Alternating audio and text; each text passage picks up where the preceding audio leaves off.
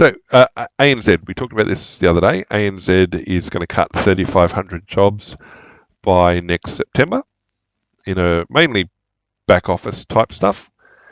The Westpac,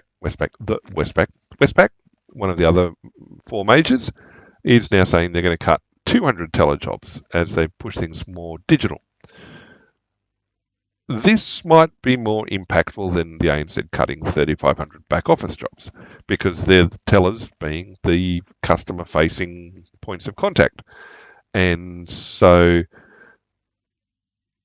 it is also going to move it away from over-the-counter transactions to home and business lending, well, where the banks make lots of money. And, well, it says here increasing numbers of customers using the app, website, and ATMs, but there's still a place for the physical over-the-counter transaction. Yeah, I mean, I've had reason in the last few weeks to have to go into the bank to sit down with a banker to go through a bunch of issues that needed to be addressed that couldn't be done online and weren't being fixed over the phone. And so it's a case of, I know I've got to come in and do it. I didn't realise the ANZ was adding another 1,000 contractor jobs.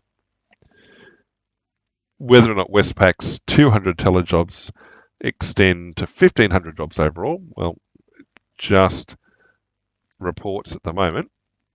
And the NAB, the third of the big four, is getting rid of 400 and moving another 100 overseas. Yeah. Well, the banks are cutting. All right. Jump. Sticking with money and jobs.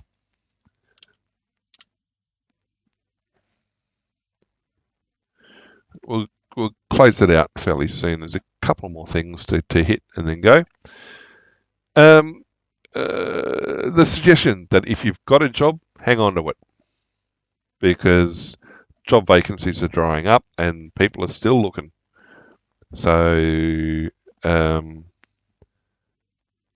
a decrease of nearly 3%, well, over 3% for private sector.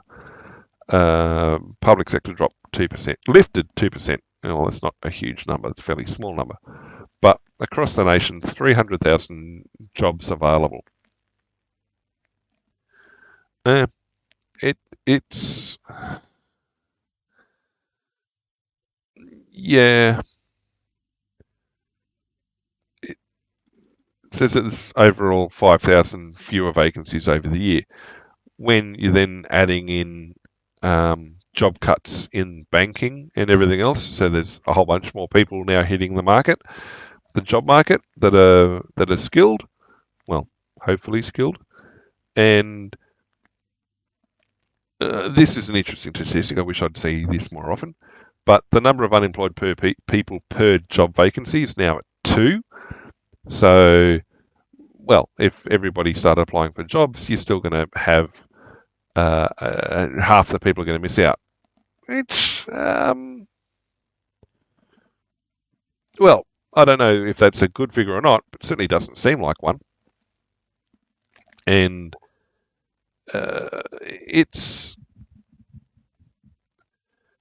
these figures are put forward, and the article here explains why.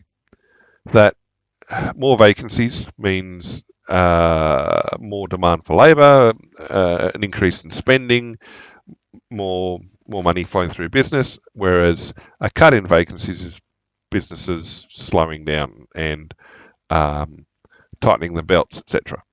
And employees are the variable figure that shows that, or vacancies really, lack of employees. So people saying the current market is unsustainable, that there's been an oversupply of government-based jobs, 80% being government-based jobs compared to 33%.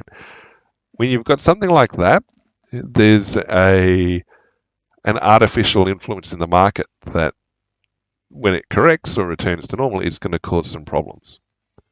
Yeah, that's going to cause some problems. So, yeah, it's leading that way. And, well, more than half of industries losing job vacancies, like things are dropping. It's not a good sign. Not a good sign. Now, if you want to go to manufacturing, hey, great, awesome. But yeah, there are various industries and industry groups that are hurting. And it also depends on how far you're willing to go. I mean, you can't necessarily jump from sector to sector, but yeah, the idea that I think this is going to be consequential down track.